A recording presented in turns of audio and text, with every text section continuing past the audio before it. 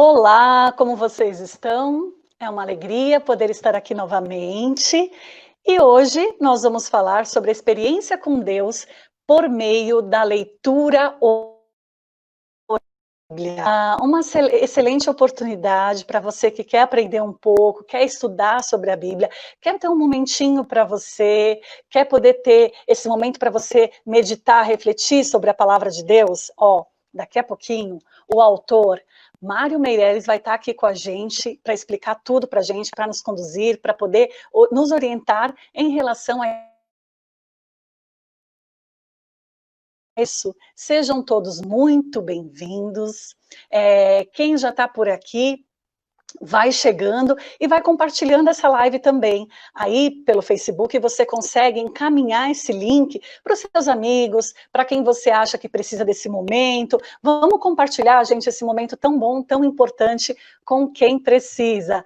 Oi, Glória, seja bem-vinda. Marília Figueiredo, seja bem-vinda. Fátima Meireles, que bom te ver por aqui. O Joseph Charles também está por aqui novamente, seja bem-vindo. Vão entrando, vão compartilhando, que o nosso autor já está chegando por aqui, tá bom, gente?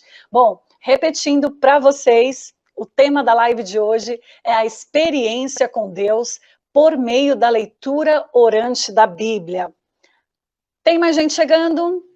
Marcel de Osasco está aqui por aqui com a gente, já o Nogueira também, boa tarde. É isso aí, gente. Vai chegando, vai compartilhando. Nosso autor já está entrando aqui. É o Mário Meireles, que vai estar conversando com a gente sobre a leitura orante. Boa tarde, Roberta. Mário, boa tarde, seja bem-vindo. Obrigado, boa tarde, Roberta, boa tarde a todos. Alguns nomes me são conhecidos, hein? Quando você fez a chamada. Olha! Alguns nomes... Já tem um monte de gente chegando por aqui. Adriano Galão está por aqui, olá, tudo bem? Seja bem-vinda. Lígia Alves, a Maria Aparecida, Carlos Gouveia, sejam todos muito bem-vindos. O Mário é alfabetizador, assessor do SEB, que é o Centro Ecumênico de Estudos Bíblicos. Olá, pessoal, tudo bem? Eu sou a Cleane, parceira da Roberta, e hoje nós estamos aqui, né? A Roberta caiu um pouquinho a conexão, ela já está voltando. Mas para a gente continuar a nossa conversa, olha só que interessante, sobre o currículo do Mário. Ele é alfabetizador, professor de matemática, né, Mário? Exato. É formado em economia desde 1992, estudou Bíblia, como a Roberta estava falando, no Centro Ecumênico de Estudos Bíblicos, a CEBI, bem conhecida, né? O Mário, ele é membro da Diocese de Osasco e assessor da CEBI. Ele faz parte da equipe de coordenação da campanha da fraternidade, é catequista e atua em várias dioceses do Brasil. O Mário também, ele publicou pela Paulus os livros Catecriando, Nova Etapa, Formação da Fé com Adolescentes, Gênesis de 1 a 11, Formação Bíblica para Catequese e o livro Comunicate. É interessante também lembrar, gente, que o Mário, ele teve uma grande parceria com a irmã Meire Donzelini, né, Mário? Exato. E a irmã, para quem não conhece, ou para quem não está lembrando agora, a irmã Meire Donzelini, ela nos deixou, né, recentemente, o ano passado, mas ela é autora de vários livros conhecidos da Paulus, que são o primeiro e segundo livro do Catequizando e o livro do Catequista. É isso, Mário? Isso, é só um adendo, boa tarde a todos que estão chegando agora. Cleane, a irmã Meire faleceu esse ano, dia 24 de março, ela nos deixou, foi bem no começo da pandemia de Covid, não faleceu de Covid, ela já estava com alguns problemas de saúde, até por conta da idade, ela veio falecer aos 91 anos de idade, e a irmã Meire deixou para nós um grande legado, né? Inclusive, alguns de vocês devem ter esse livro aqui, né? Que é a Educação Fé. Esse livro, quando ele foi lançado no Brasil, foi uma grande revolução na catequese. A irmã Meire foi pioneira nesses trabalhos de publicações, quando ela passou a publicar a formação de catequista. Nós sabemos que o principal livro que é essencial é esse aqui, a Bíblia Sagrada, mas nós precisamos de algo que nos dê um suporte, né? Como transmitir para as pessoas a palavra de Deus. Às vezes, eu simplesmente lendo, eu não consigo entender, ou às vezes até mesmo ter uma didática, uma dinâmica para transmitir. E a irmã Meire, ela conseguiu fazer isso, ela conseguiu criar alguns métodos, alguns mecanismos, justamente para levar, de modo especial, para a catequese de primeira Eucaristia e Crisma, o que está na palavra de Deus, que é essencial para as formações de evangelização. Então, realmente, ela deixou para nós um legado, assim, não tem como mensurar em palavras, né? Eu tive o privilégio de conviver com ela, aprender muito com ela e, nos últimos anos, escrever com ela. Olha só. Ô, Mário, eu vou Diga. continuando aqui, enquanto a Roberta não entra, e o nosso tema é bem interessante, porque a gente está falando sobre a leitura orante da Bíblia.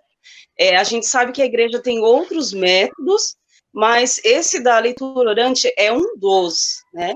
E muita gente fala dessa dificuldade de ler a Bíblia, e aí eu te pergunto, qual a importância da gente cultivar o nosso relacionamento com Deus por meio da palavra? Então, primeiro, a palavra de Deus ela é essencial para nós. Tem uma citação do Pequeno Príncipe que eu acho fantástico, que o essencial é invisível aos olhos, né? Aquilo que é essencial você não vê. Nós não vemos a Deus. Nós sentimos Deus, nós testemunhamos a Deus, mas a forma física de Deus que nós estamos acostumados, nós não temos. Então, a palavra de Deus, ela não pode ser lida apenas com os olhos físicos, como outro texto de literatura ou texto científico. Eu preciso usar mais de um olho. E um desses olhos é o olho da palavra da fé. Então, a leitura orante, que é a Lexio Divina, é um dos métodos, mas atualmente é o método mais difundido. É um método antigo, né, existe lá desde o século III, a Roberta, depois vamos falar um pouco mais sobre isso, mas desde o Concílio Vaticano II, Cleane, né, os bispos do Brasil, inclusive o documento 107, ele traz a leitura orante como método oficial, justamente por ele possibilitar a gente ver Deus por meio da sua palavra. O Evangelho de João traz isso, né? E o verbo se fez palavra, né? Então, quando a gente fala do Evangelho da palavra, é a junção de duas coisas, é a junção do homem com a junção do Deus. Olha só que interessante. Gente, para quem está chegando agora, sejam todos bem-vindos e bem-vindas. Nós estamos falando sobre a leitura orante da Bíblia, né? Esse método bem praticado na América Latina e também um método bem próximo de nós, que a gente sempre está escutando falar. O Mário, a Bíblia ainda é um livro mais lido no mundo? Olha, a Roberta voltou. Bem-vinda, Roberta. Voltei, gente. Obrigada. Olha só, Cléo, pode continuar por aqui. Como eu estou com a minha internet oscilando, a gente vai batendo esse papo, a gente vai conversando nós três, tudo bem? Okay. Tudo bem. Roberto, não sei se você ouviu, mas a Cleane me perguntou se a Bíblia é o livro mais lido, mais vendido do mundo. Sim. Inclusive, a Bíblia não é um livro restrito ao judeu e ao cristão. Se nós pegarmos, tipo, Gandhi, na Índia, é um país ali que, na época, ele viveu entre o hinduísmo e o islamismo, mas Gandhi, por exemplo, ele lia com frequência o Evangelho, tanto que tem uma citação de Gandhi que eu acho fantástica, que ele diz, se pegarmos todos os sermões do mundo, se perdermos todos os sermões do mundo, se a gente conseguir resgatar o Sermão da Montanha, nada estará perdido. Ou seja, Gandhi, que não é de nenhuma religião bíblica, nem judaísmo, nem cristianismo, ele considera o Sermão da Montanha o ápice de todos os sermões, ou seja, a Bíblia, ela vai além das religiões que a congrega, cristianismo ou judaísmo, né? O islamismo, mesmo dentro do Alcorão, que é dos muçulmanos, nós temos passagens do Evangelho. A anunciação do anjo do Senhor a Maria, por exemplo, está lá no Alcorão. Então, às vezes eu não tenho essa Bíblia aqui, eu tenho o Alcorão, mas eu tenho citações bíblicas. Né? Às vezes eu estou lá no hinduísmo, eu não tenho isso aqui em mão. Mas quando eu falo em Gandhi, Gandhi foi um grande apaixonado por Jesus, a ponto de reconhecer o Sermão da Montanha como o sermão dos sermões. Então, respondendo a sua pergunta, sim, ainda e espero que seja por toda a eternidade o mais lido e que a gente consiga também fazê-lo mais praticado. Esse é o desafio. E a leitura orante tem esse viés. Não apenas ler, nós vamos ler isso, né? Mas, acima de tudo, fazer com que o texto lido, meditado, rezado, contemplado, se transforme em ação de vida. Sim. Ô, Mário, tem uma pergunta aqui para você. O Joseph Charles está dizendo o seguinte: gostaria de saber qual é a citação do documento 107 que fala a respeito da Lexo Divina. Você saberia responder para ele? Olha, todo o livro, todo o documento 107, eu estou aqui em mão, que é um livro de cabeceira. Ele fala da leitura orante. Por que ele fala da leitura orante? É o Joseph, né? O centro da catequese Sim. é Jesus Cristo. A catequese ela é cristocêntrica. E a partir do momento que a catequese ela é cristocêntrica, eu tenho que ter o evangelho como essencial. Tá? Tem uma citação do Mário Sérgio Cortella que eu gosto bastante disso, né? O que é necessário, o que é essencial, né?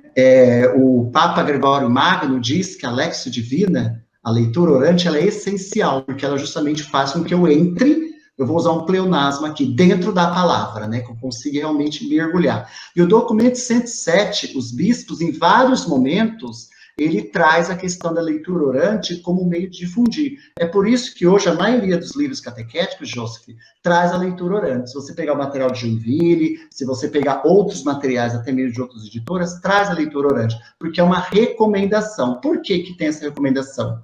Porque ele é um método completo, né? É um método onde você lê, é um método onde você medita, é um método onde você reza e você contempla. Não fica apenas no estudo da exegese, apenas aquela questão superficial, não. Ele trabalha todas as dimensões da leitura. Então, você vai ver isso lá na página 17, você tem isso, na página 55, você tem isso, então aí em vários momentos você tem a citação. Eu não sei se é possível, que para mim não aparece, colocar meu e-mail, que se ele quiser as páginas, aí eu mando para ele. Se eu digitar aqui, será que aparece? Depois a gente... Eu não sei se vai aparecer, mas de qualquer forma você pode ir falando falar e depois a gente vai repetindo. Mário, as pessoas gostam muito de ler a Bíblia, né? A gente está falando desse método, mas as pessoas compreendem realmente aquilo que se lê. É preciso ter uma interpretação. No livro que eu escrevi em parceria com a irmã Meire, Gênesis 1 a 11, nós tivemos essa preocupação. Porque ler a Bíblia é muito mais do que conhecer simplesmente a história. Né? Tem um método que eu gosto bastante, que é assim: quando eu leio a Bíblia, eu tenho que ler com inteligência, que eu tenho que saber que tem coisa da Bíblia que é histórica, eu tenho que conhecer a geografia do lugar, eu tenho que saber que a Bíblia foi escrita em outras línguas, em outros materiais, é fruto de uma tradição oral. Tem texto na Bíblia que foi escrito depois de 500 anos de acontecido. Você não tinha escrito, isso é fruto da memória. Mas quando eu leio a Bíblia, não é apenas um livro de ciências que eu vou usar a inteligência. Eu tenho que ler também com o coração. Eu tenho que lembrar que tem coisas na Bíblia, como os cânticos, principalmente os salmos, que são ensinamentos de pai para filho e que não tem uma comprovação histórico-científica, são tradições. Eu tenho que ler esse livro com liberdade. O que é isso? Eu vou dialogar com esse texto. O texto que foi escrito ontem fala comigo hoje e eu posso conversar com ele. Eu posso fazer uma live com um texto bíblico. E principalmente com a comunidade. O que é isso? A Bíblia é um livro de mutirão. Várias pessoas, várias mãos ajudou nessa construção. Né? Então, ler a Bíblia, eu preciso ter essas várias visões. A minha interpretação é importante, mas ela tem que ser somada com a interpretação de mais alguém. Né? Então, por exemplo, aí existe aí a troca das verdades. Eu tenho a minha verdade, você, cliente, tem sua verdade, a Roberta tem sua verdade, as pessoas que estão nos acompanhando têm suas verdades. O que é comunidade? É colocar as mãos juntas, né, como um grande tecido. O que é Bíblia? Uma das traduções que a gente fala, Bíblia é um conjunto de livros, mas o que tem dentro desses 73 livros? Textos. O que é texto? Tecido. Né? São vários tecidos, é igual a nossa pele. Nossa pele é um grande tecido, né? Os poros vão se formando e até dar esse corpo. A Bíblia é a mesma coisa. Olha só. E, Mário, é até interessante o nosso tema, porque muitas vezes, quando a gente não tem passos para poder ler a Bíblia, a gente acaba fazendo uma leitura fundamentalista, né? Muitas vezes. É uma leitura anacrônica, né, que nós chamamos fundamentalista, que é chamada ao pé da letra. De repente eu pego um texto que é uma novela. Gente, novela não é real, e nós temos isso na Bíblia. Nós temos, por exemplo, muitas parábolas de Jesus. Esse ano o tema da campanha pegou uma parábola samaritana. Né? E o que são parábolas? São histórias, são ditos. Né? Nós temos provérbio. Então, quando eu pego aquilo ao pé da letra, eu posso cair nesse erro. né? Então, por exemplo, tem coisa que aconteceu naquela região que não acontece mais na nossa realidade Brasil. Então, é por isso que é importante ler o texto com os olhos de ontem, mas ter a referência os olhos de hoje. Por isso é aquela questão da inteligência, né? Será que o texto que foi escrito há 3.000 anos atrás, numa outra língua que nem existe mais, né? O hebraico existe hoje, mas teve mudanças, né? Então, às vezes, eu tenho adaptações que não vai de encontro ao dia de hoje. Então, esse questionamento que você faz é importante. No livro eu coloquei isso, né? Como ler a Bíblia? Eu tenho que ter critérios para ler a Bíblia, né? E nesse livro também, eu e a irmã Meire colocamos, por exemplo, as línguas que foram escritas, os lugares que a Bíblia passou, que foram escritas, que tudo isso é importante para eu entender, né, aquele texto, como ele foi construído e como que eu posso adaptá-lo para a minha realidade de hoje. Ô, Mário, e como ler a Bíblia? E quais são esses critérios que você utiliza, que você sugere, né? Como a gente está falando da leitura orante, a gente poderia falar desse critério da leitura orante, né? O primeiro grande critério, que antecede, inclusive, a questão dos passos, uma coisa que é essencial é eu pedir a presença do Espírito Santo. Inclusive, antes de começar a leitura orante, é essencial isso, né? Quando eu vou ler a Bíblia, eu vou estudar a Bíblia, eu vou meditar com a Bíblia, eu vou rezar com a Bíblia, é muito importante eu ter esse momento de silêncio, de escuta, né? Nós temos uma citação, até o Paulo Basaglia colocou no livro, de São Jerônimo, que eu achei interessantíssima. São Jerônimo, ele fala o seguinte: quando eu leio a Bíblia, é Deus quem fala, porque o texto não é meu. Então, se é Deus que fala, quer dizer que eu vou ter que escutar. Por exemplo, agora eu estou falando e vocês estão ouvindo. Quando vocês falam, eu escuto. Então, ao ler a Bíblia, eu preciso ter essa condição de escuta. E às vezes, Roberta e Cleane, e pessoas que nos acompanham, nós falamos mais que o texto. Eu já estou lendo o texto e fazendo interpretações. Eu estou lendo o texto e fazendo homilia. Principalmente texto conhecido. Eu ouvi uma homilia do Padre Raio, eu ouvi uma pregação do Jal, né? Acho que ele está por aí, acho que você citou o nome dele. Eu ouvi uma pregação dele, então eu leio aquele texto já com essa interpretação. Opa, eu estou lendo o texto, é Deus quem fala. E quando eu rezo, eu falo com Deus. E a leitura orante, ela traz essa metodologia. Então, primeiro, o que eu faço? E é uma coisa que é ensinado, que eu passo adiante. Pedir a presença do Espírito Santo. E aí vem, como pedir a presença do Espírito Santo? Os católicos, de modo geral, que acho que nós temos pessoas de outras igrejas aqui presentes, tem uma oração pronta do Espírito Santo. Precisa ser ela? Sim e não. Porque Paulo nos ensina que o Espírito Santo sopra e vai aonde quer. Eu, Mário, sou limitado. O Espírito Santo, não. Ele sopra, ele vai, ele está em mim, ele está em você, ele está simultaneamente em todos os lugares. Tá? Então, ter essa presença é essencial. É indispensável. E aí eu faço isso de várias formas. Quando eu dou formação bíblica pessoalmente, e eu vou trabalhar a leitura orante, eu coloco dinâmicas, né? Eu escrevi alguns livros sobre dinâmica, inclusive pela Paulus, para poder conhecer o grupo, deixar o grupo mais relaxado, haver uma interação, né? É um grupo de oração que está fazendo a renovação climática? Pode ser feito um grande louvor? Deve ser feito, porque é o seu grupo, é a sua espiritualidade, é a sua dinâmica. São as legionárias, são as de leitura orante, a Legião de Maria. Vamos rezar uma dezena do terço, sem problema nenhum. É um grupo de juventude, vamos fazer o ofício divino das comunidades, não tem problema. O que é essencial nesse momento? Acalmar seu coração, esvaziar sua mente, para que você possa ler o texto. Lembrando, quando você lê, Deus fala. Aí você consegue realmente, eu vou usar de novo um pleonasmo, entrar dentro do texto e perceber coisas que você não tinha percebido. Ou seja, cada vez que você lê o texto, é um universo novo, né? Uma leitura nova. É algo novo que você vai aprender. Então, é importante ter isso. E aí, depois, nós temos os 4 degraus. Que podem ser chamados de pilares, de passos, né?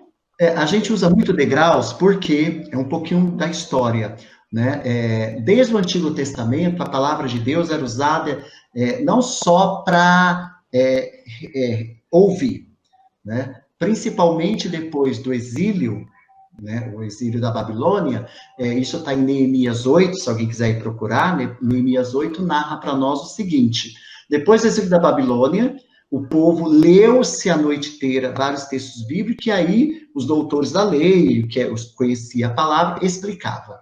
Depois disso, eles fizeram grandes celebrações em torno disso. Essas celebrações, essas festas, duraram 7 dias, ou seja, foi uma semana onde eles liam, meditavam, alguém explicava e depois festejavam. E aí, quem não tinha o que comer, não ficava com fome. Então, seu Mário, eu vou dar para vocês. Havia uma grande partilha em torno daquilo. E aí surgiu o judaísmo. Aí, quando Jesus nasce, e aí nós conhecemos bem essa história, o que acontece em Atos dos Apóstolos? Os primeiros cristãos, os primeiros apóstolos, os primeiros discípulos de Jesus, eles fazem aquilo, os cristãos colocavam tudo em comum. Eles iam para as sinagogas, né, faziam lá a leitura do texto, faziam a partilha, o que eles faziam em seguida depois da partilha da palavra? Não adianta partilhar a palavra e deixar o irmão com fome, eles partilhavam tudo que eles tinham em comum. É um texto muito conhecido do Atos dos Apóstolos, que lembra o livro de Neemias, só que agora já no Novo Testamento, agora já tendo o Evangelho. E aí depois com Paulo, e a coisa vai seguindo. No século III, tem uma pessoa muito importante para a Lexio Divina, que é Orígenes. É ele que usa essa palavra pela primeira vez. Então, esse método, ele não criou os 4 passos, mas quem falou em Lexio Divina a primeira vez, a leitura divina, foi Orígenes lá no século III, por volta de 238. E aí, com o passar do tempo, ela foi aprimorando, até chegar em Guido II, já no século XII, aproveitando que o Rai está aí, o Rai ele é cônego, né? E talvez ele fale, Mário, mas você não vai falar que teve uma lateranense por trás de tudo isso? São Hugo, ele é francês, tá? Em francês eu não sei o nome dele. Santo Hugo foi uma pessoa muito importante, foi um lateranense, viu, Rai? Que ajudou nessa construção, só que ele não fez os 4 passos como nós temos hoje, que em vez de contemplação, ele falou de ação, né? E aí, Guido II criou esses 4 degraus. Fala-se degraus porque o nome do livro é Escada para Jacó. O que tem escada? Degraus, né? Que são esses 4 pilares que diz. Algumas pessoas falam pilares, outros falam degraus, e aí você vai mudando os nomes conforme você vai achar melhor. Isso realmente tem essa variação. Cléo, segura um pouquinho as suas perguntas, porque, Mário, o Padre Rai tem uma pergunta para você. Deixa eu pegar aqui. Ele diz assim, Mário, eu te pergunto, o que falar quando as pessoas dizem por que os padres não explicam a Bíblia desse jeito? Bom, o Rai é padre, né? Bom, a pergunta é por que os padres explicam desse jeito, né? Primeiro, a gente precisa entender que, às vezes, ele tem uma limitação, às vezes, no estudo, né? Segundo, tem a questão até mesmo do medo, do receio, né? Hoje, Rai, muitos padres, muitos bispos têm, inclusive o documento 107 reforça, inclusive o novo diretório que saiu há poucos dias, fresquinho, reforça isso. Inclusive, Rai, se algum padre falar para você que não pode, você fala, olha, tá aqui o diretório, um diretório catequético, esse eu tenho até a página, viu, Joseph? Na página 46, fala da leitura orante. Eu até grifei, até marquei a página. Né? O novo diretório da catequese coloca isso, né? A questão de difundir a palavra, é essencial que toda catequese tenha a palavra, e um dos métodos que o próprio diretório traz é justamente a leitura orante. Então, quando um padre diz em que isso é bobagem, talvez ele não tenha conhecimento de causa, de repente ele não estudou, ele não sabe. Segundo, no entendimento dele, ele não acha importante porque ele não fez uma experiência desse sentido, ou de repente ele fez a leitura orante com uma pessoa que ele não gostou, porque quando a gente vai fazendo a leitura orante, também tem essa coisa da empatia. Às vezes a pessoa que conduziu a leitura orante, quando eu fiz, eu não senti nela uma espiritualidade, ou eu achei ela muito elevada, ou eu achei ela muito pacata, enfim, às vezes acontece isso também. Agora, quando se fala, a igreja, já que você falou de padre, a igreja recomenda, não só os bispos no Brasil, como agora, ó, o diretório, aparece aí? O diretório traz essa informação, em todo o diretório. Eu queria fazer um adendo, que sempre me perguntam o seguinte, Roberta e Cleane. Mas o diretório é para catequista, então eu sou ministro da palavra, eu sou da renovação carismática, eu sou da Legião de Maria, isso não é para mim, engana-se. A palavra catequese significa fazer ecoar a palavra de Deus. Então, todo mundo que prega a palavra, Todo mundo que vive a palavra, não importa qual esfera que seja, você é um catequista. O que nós temos, de modo especial, os catequistas de iniciação à vida cristã? Batismo, crisma e eucaristia. E lembrando que o primeiro catequista de uma diocese, falando do âmbito católico, é o bispo. E o diretório traz um capítulo só chamando atenção quanto a isso. Quem é o primeiro catequista de uma diocese? É o bispo. E aí ele direciona que todos são catequistas, começando pelos pais. Afinal de contas, quem é que ensinou a gente a rezar em primeiro momento? Nossos pais. Né? E a oração aí do todo cristão, que é o Pai Nosso, está no Evangelho de Mateus e Lucas. Portanto, isso é catequese. Então, esse diretório não é dirigido especificamente para os catequistas de iniciação à vida cristã. Não, é para todo cristão. Né? Então, leiam. Olha só, que dica boa, né, pessoal? A live é sobre diretório que já teve, mas não dá para falar agora de leitura orante, de Bíblia, sem citar o diretório, né? Que as pessoas querem um documento da igreja. Aí está falando, tá onde? Isso é coisa da sua cabeça? É você que está inventando? Não. As pessoas muitas vezes querem, né, alguém acima de você, de um patamar acima, para contestar. Né? Então, hoje é importante a gente ter que o diretório geral da catequese, lembrando que o diretório não é só para o Brasil, é para o mundo inteiro. Né? Hoje temos a palavra do Papa nos respaldando quanto a isso. Sim. Inclusive, a igreja, né? Paulo, né? Isso, inclusive essa tradução. Sim, temos um documento. Paulo, né? Estão aí nas livrarias e tudo mais. O Mário, eu gostaria de fazer uma pergunta referente a essa expressão, Lectio Divina, é uma expressão em latim? O que a gente poderia explicar para o nosso povo? É uma expressão em latim, por que é em latim? Nós não podemos esquecer que no século III, a grande língua falada era o latim, né? Nós já temos aí, enquanto no tempo de Jesus as línguas faladas era grego, hebraico, aramaico, né? Se falava muito aramaico, mas os textos do Novo Testamento em geral, né? Em geral que eu falo porque Mateus tem uma discussão muito grande, hoje não vem ao caso, né?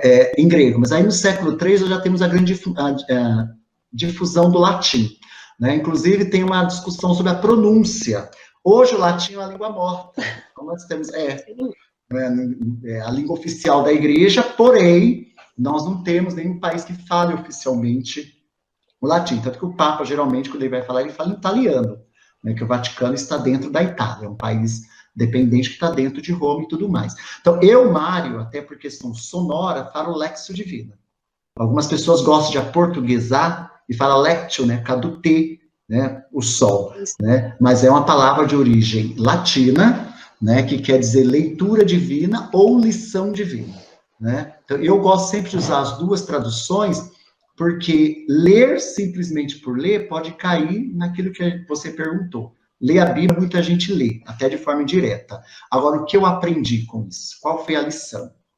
Nesse momento, a gente está lendo muita Bíblia, eu estou dando até cursos online, né? O que eu tenho aprendido de tudo isso?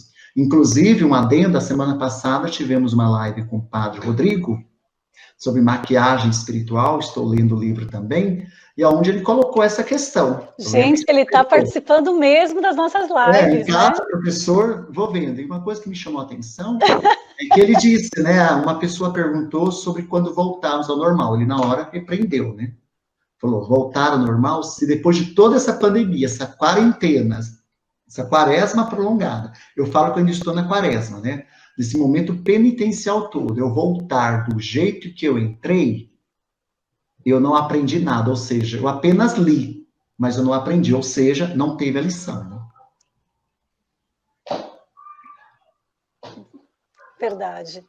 Foi um momento bem especial e a gente tem que entender que a gente tem muita dificuldade, né, para ter um momento nosso, né, a gente tem muita dificuldade para fazer uma reflexão, para fazer, eu vou até compartilhar com vocês um desafio que eu recebi essa semana, uma pessoa perguntou assim para mim, Roberta, qual que é o momento mais feliz do seu dia?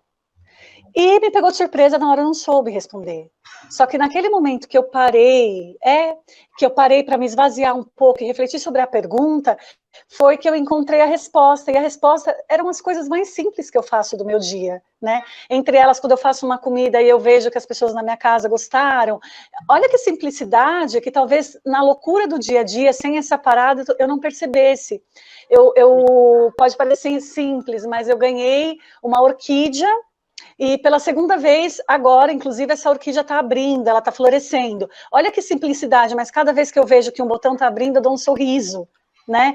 E talvez eu não teria também a oportunidade de olhar para essa simplicidade se não fosse esse momento.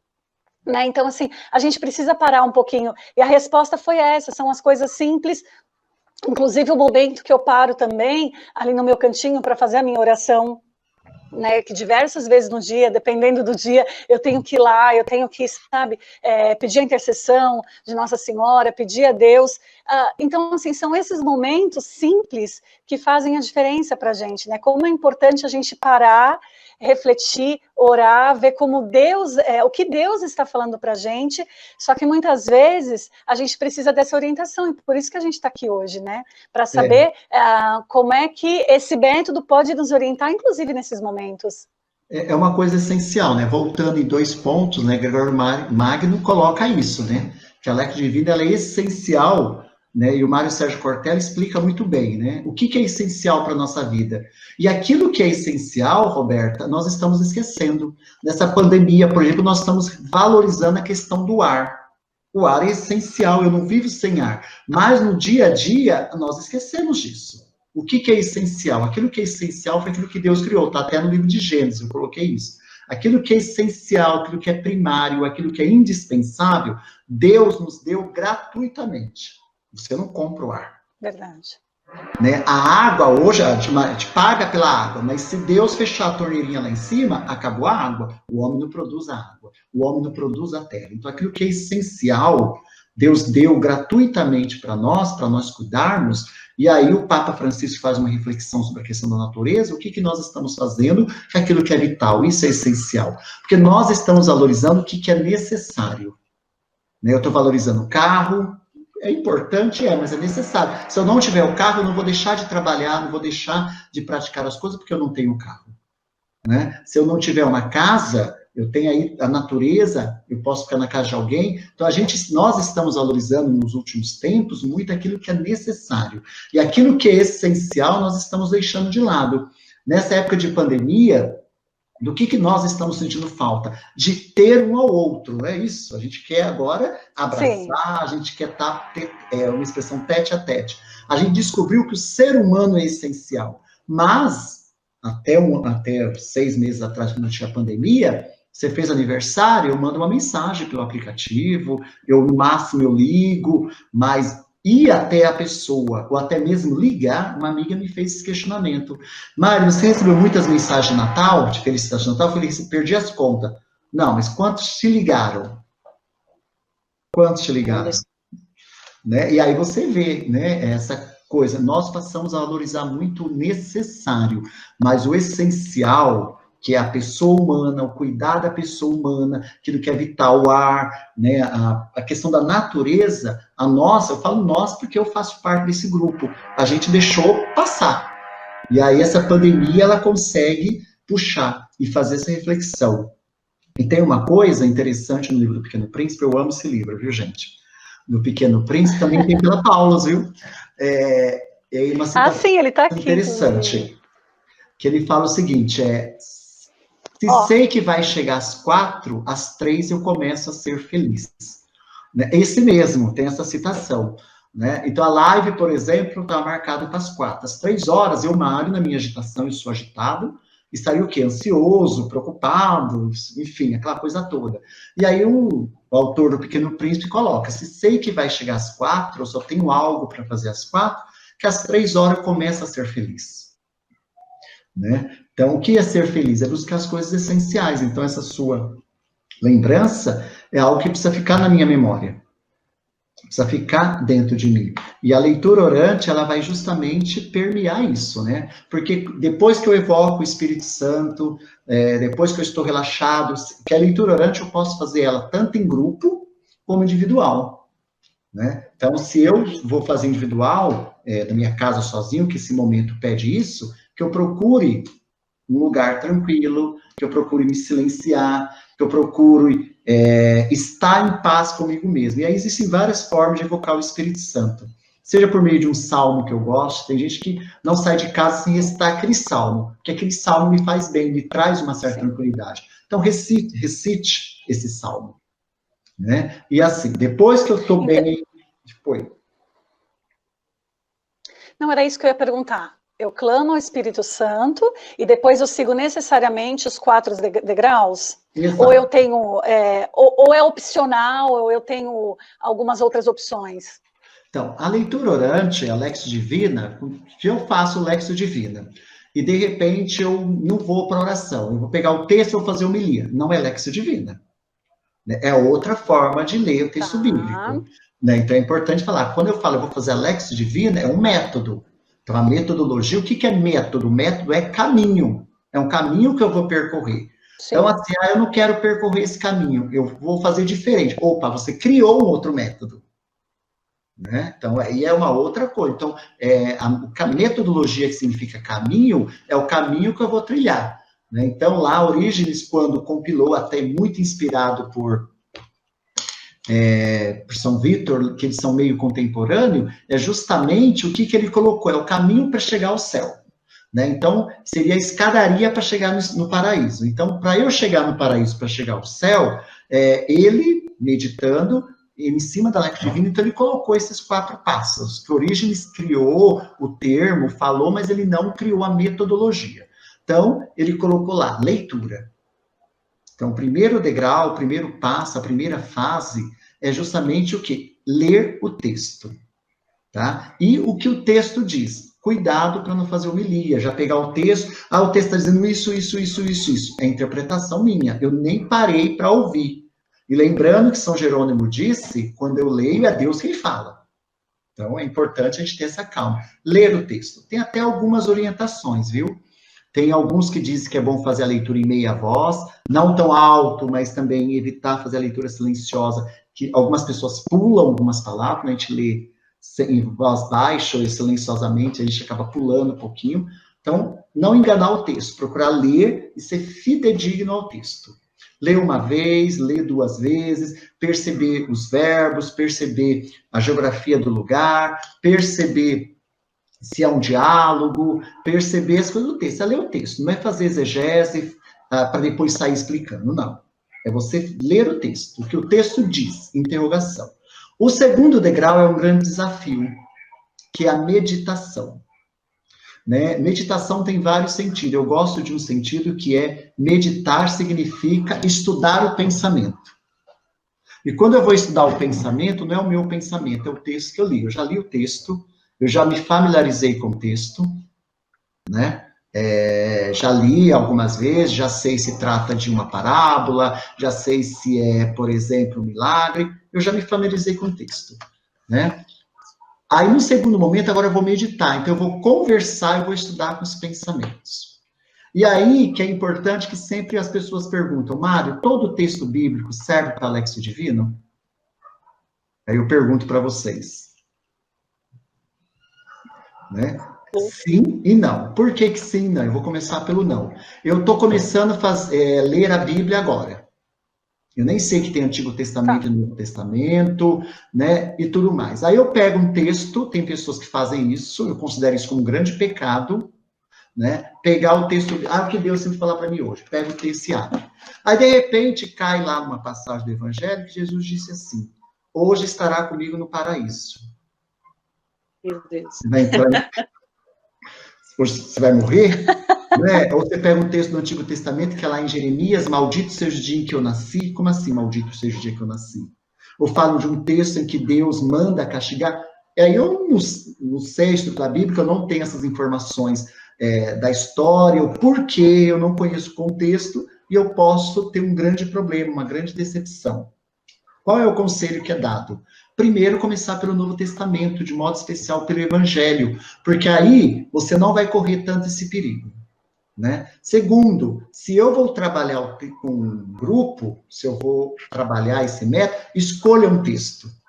Né? Se é um grupo que não conhece, por exemplo, vamos pegar um texto, mesmo do Evangelho, que me ajude a não causar impactos, intrigas.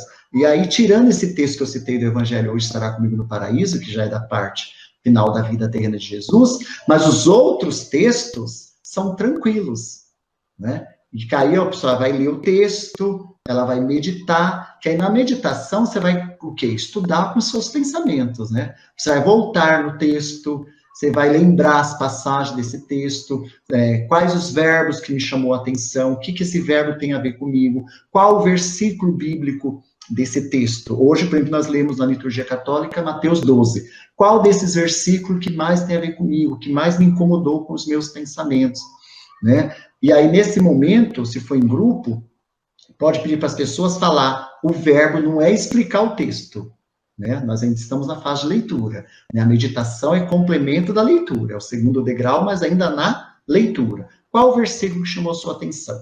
Lê só o versículo. Qual a palavra que chamou a sua atenção? Só a palavra, né? Então, naquele momento que o texto diz, na meditação já é o que o texto diz para mim. Meditação não é, desculpa, é meditação mesmo.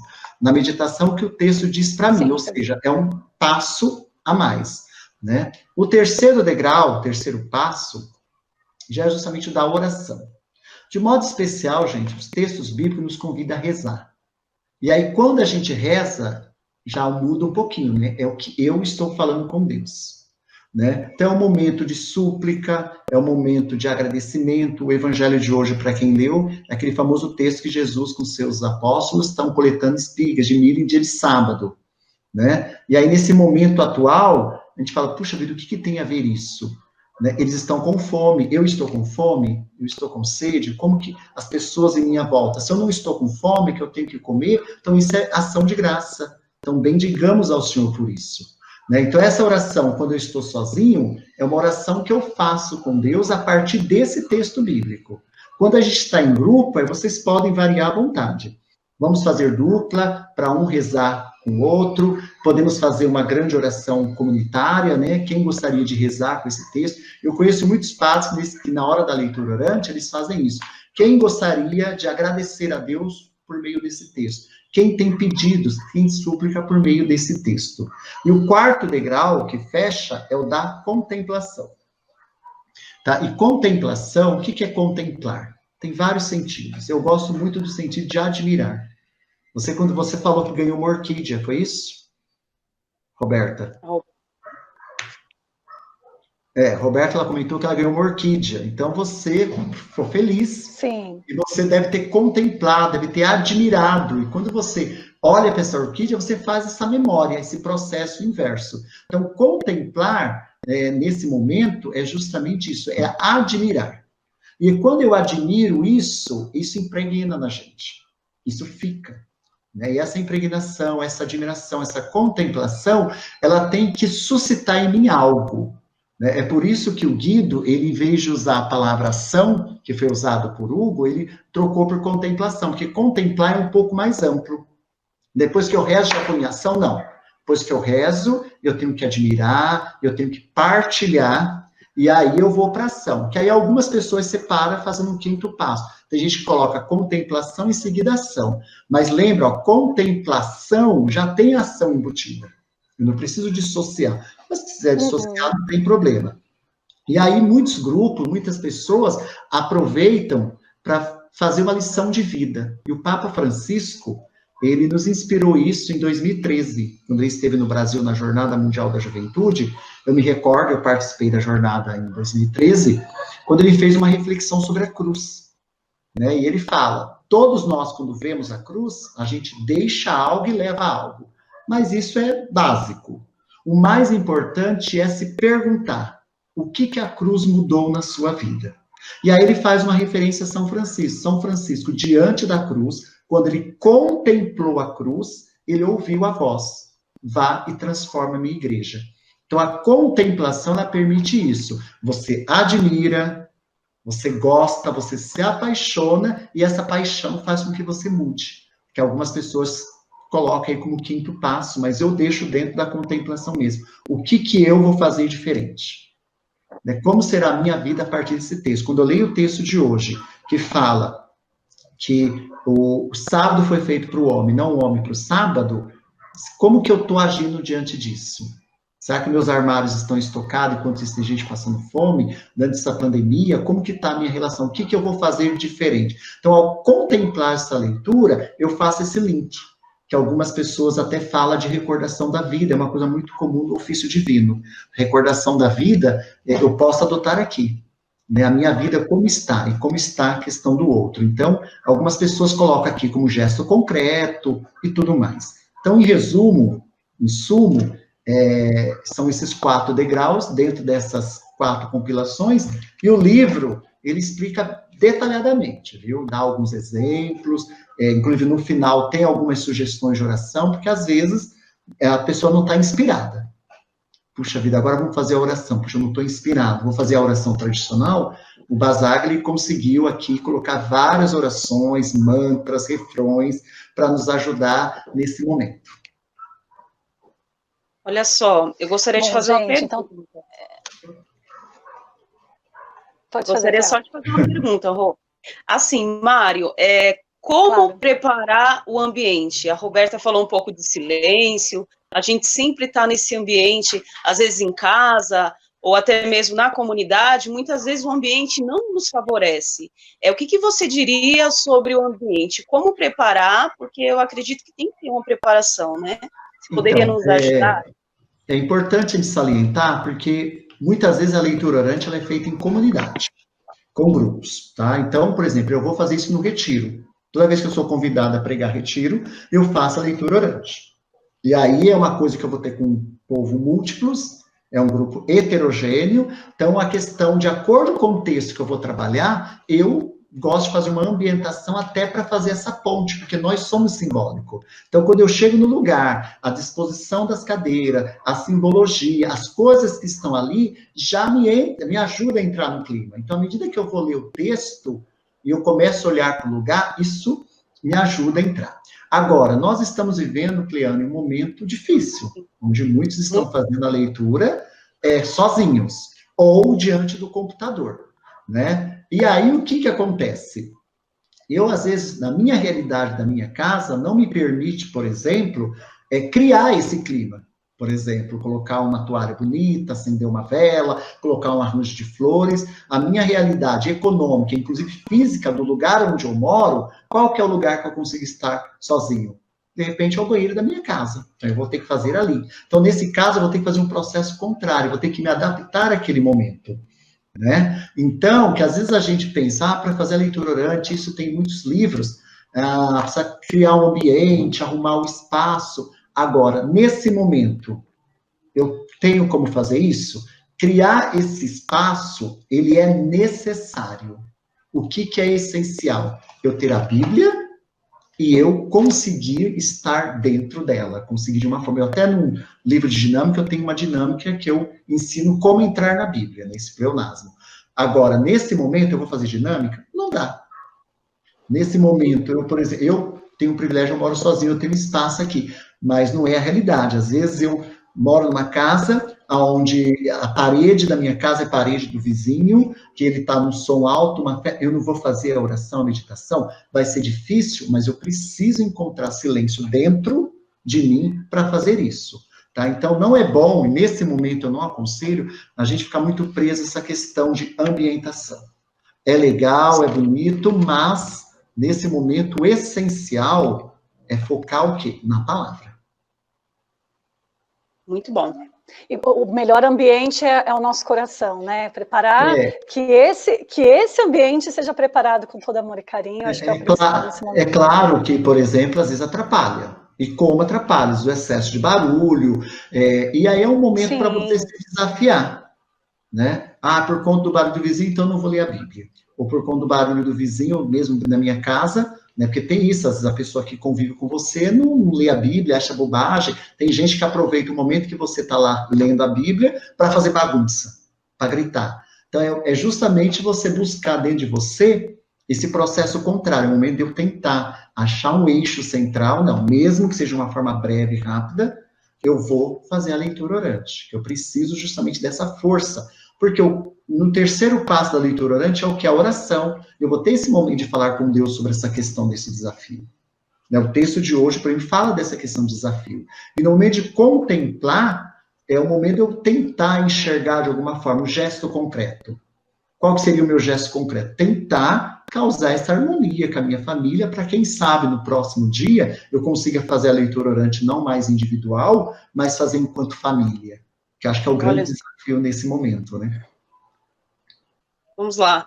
Mário, essas pessoas que praticam, né, todos nós, né, quem se dedica a praticar a leitura orante, o que a gente colhe? Você já recebeu algum relato de pessoas que falaram, olha, Mário, eu comecei a leitura orante, minha vida hoje está assim? Eu lembro de muitas experiências, mas eu lembro de uma que você é da Diocese de São Miguel Paulista, minha segunda casa. E eu lembro que um retiro de crisma aí, São Miguel Paulista, paróquia Santa Quitéria, eu fiz toda a leitura orante e no final um rapaz jovem da crisma, ele chegou para a catequista e falou para ela, olha, depois de todo esse retiro eu saio daqui um pouco mais fortalecido. Porém, esse fortalecimento me levou que eu preciso conhecer mais Jesus. Portanto, eu não vou crismar esse ano. Eu quero continuar o ano, porque esse um ano que eu fiquei aqui, eu apenas ouvi, pensei, mas se me perguntar, eu não sei nada. Parece que hoje que eu me interessei por Jesus. Então, eu quero dar um sim decidido. E eu encontrei esse rapaz no ano seguinte, que eu fui 3 anos seguidos o retiro de lá. E o ano passado eu encontrei ele lá. E aí ele já conhecia a leitura orante, fez a crisma, e ele disse, esse ano eu vou crismar, porque agora é meu sim. Então, eu me recordo muito disso, desse relato, que algumas pessoas, a própria catequista, Mário, eu fiquei triste que ele não vai fazer o crisma. Não, fique feliz.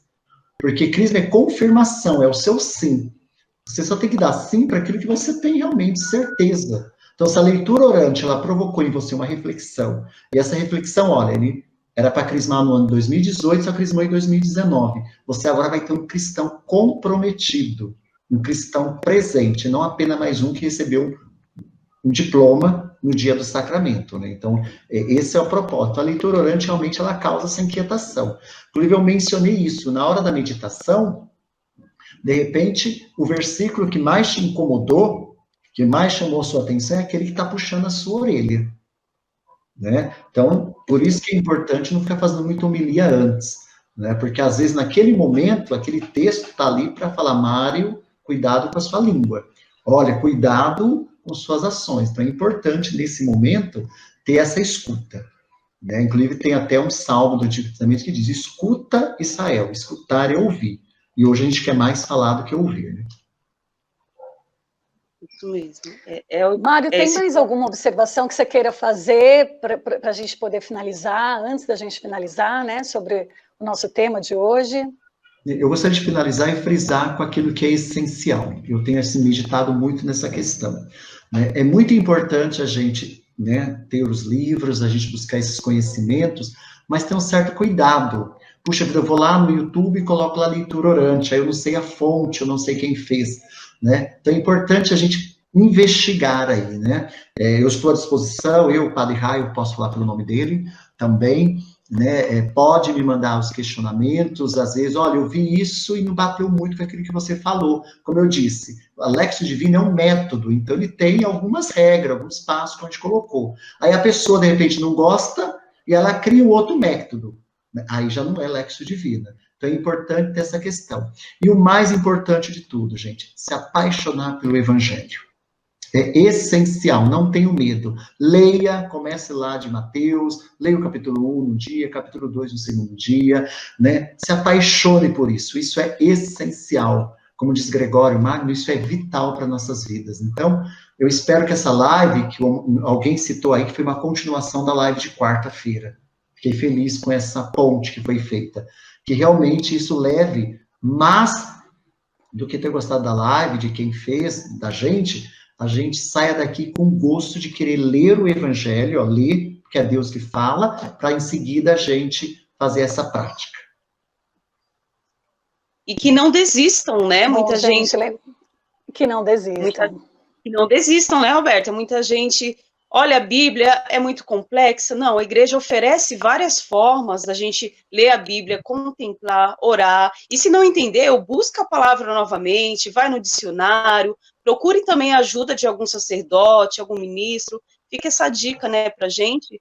E que Deus sempre nos abençoe, nos dê força, né, pra gente continuar a sempre buscá-lo. E, adendo, E hoje temos muitos cursos para nos ajudar nesse sentido, né? A Paulus promove muitos cursos, CEBI dá curso até por correspondência, o Centro Bíblico Verbos também, e hoje, com a facilidade da internet, a gente pode fazer cursos com o Brasil inteiro. A semana passada eu estudei com o Centro Bíblico, junto com o RAI, pessoas do Brasil inteiro estudando a Carta aos Gálatas. Então, hoje, nós temos, inclusive, isso a nosso favor. O CEBI dá curso até por correspondência. Tem pessoas na cadeia, na prisão, que fazem o estudo bíblico por meio de correspondência. Então, que isso não seja desculpa, tá? Que não seja desculpa. Estude com você mesmo, estude com a sua família. Às vezes a gente fala, puxa, mas eu não tenho um biblista aqui para me ajudar. Gente, isso é desculpa, né? Então, compartilhe Bíblia, é trabalho de mutirão. Na sua comunidade, na sua paróquia, no lugar onde você está, com certeza, se você passa a sua interpretação e o outro passa a interpretação dele, às vezes você fala, puxa vida, essa interpretação acho que tem mais a ver com o texto. Então, um ajuda o outro. Claro, tendo um assessor, é sempre bom, alguém que estudou, alguém que viajou, alguém que fez um estudo ali da língua mais apropriado, e hoje, até à distância, a gente consegue fazer isso. Mas que isso não seja um empecilho para que eu me apaixone pela palavra. Isso mesmo. Bom. Gente, dá vontade de parar, não. Olha, Roberta... Dá vontade de ficar por aqui. Já estamos a 1 hora, né? Tem muita gente também acompanhando ainda, está surgindo várias perguntas. É mais um incentivo, né? Um trabalhinho de formiguinha, é uma sementinha que estamos plantando hoje para vocês que estão em casa, vocês que estão nos acompanhando, a lerem, né? A partilhar, a escutar a voz de Deus. E lembrando, gente, que essa live ela vai ficar gravada, tá? Ali também ficam os comentários, então, Mário, a gente pode incluir também ali o seu e-mail, né? Incluir aqui também, para quem quiser. Eu sei que o Joseph até deixou o e-mail dele para você em um dos comentários, tá? Ele queria o seu contato, mas se você quiser passar seu contato agora também, por favor. Eu não sei se vai aparecer, mas é Mário Meireles. O Meireles é com L só, que para mim não aparece o chat, tá? Não sei se vocês conseguem digitar para eles. É Mário Meireles 33@gmail.com. Eu respondo a todos, viu? Quem me conhece aí sabe que eu mando mesmo, tá? Então, é Mário Meireles 33@gmail.com.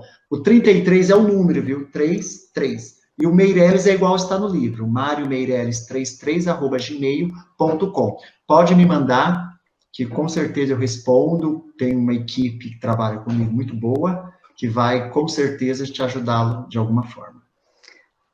Já está aqui, gente, já está nos comentários o e-mail dele, a nossa equipe já incluiu para todos vocês, tá bom?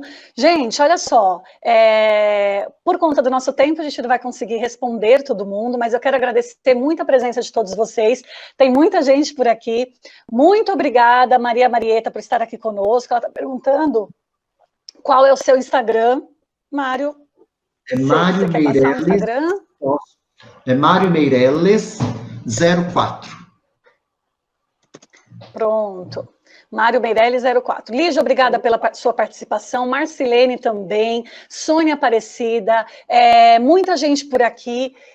Quero agradecer também a participação hoje aqui da Cleane, que me ajudou, né? A gente está com esse trabalho remoto, e aí tivemos um problema de conexão, mas como trabalhamos juntas, né, nosso trabalho é um trabalho em equipe, a pauta foi construída junta, então a Cleane estava super por dentro de tudo, e a gente já fica nessa conexão, né, como eu tive um probleminha com a minha internet, a Cleane já entrou, e aí nós tivemos hoje o privilégio e a oportunidade de ter esse trabalho realmente aqui em equipe, eu, Mário e Cleane. Mário, também muito obrigada a você por ter aceito o convite, por estar aqui conosco, por ter participado e ter contribuído tanto com esse conteúdo que com certeza vai fazer a diferença na vida de muita gente. Eu agradeço, Roberto, prazer em conhecer. A Cleane já conheço pessoalmente, né? Estou à disposição. Obrigada. E sintam-se à vontade para me mandar os e-mails, inclusive com observações, isso tudo ajuda, a troca de experiência, ok? Um grande abraço e boa tarde a todos. Obrigada, Mário. Gente, antes de encerrar, eu só quero colocar mais uma vez aqui, então, o livro, né? O livro do Mário e os 2 livros sobre leitura orante que nós falamos hoje, tá aí, ó. Gênesis 1:11 e também Diálogo com Deus, Introdução ao Lexo Divina e Leitura Orante da Bíblia, hoje com 15% de desconto. Cleane?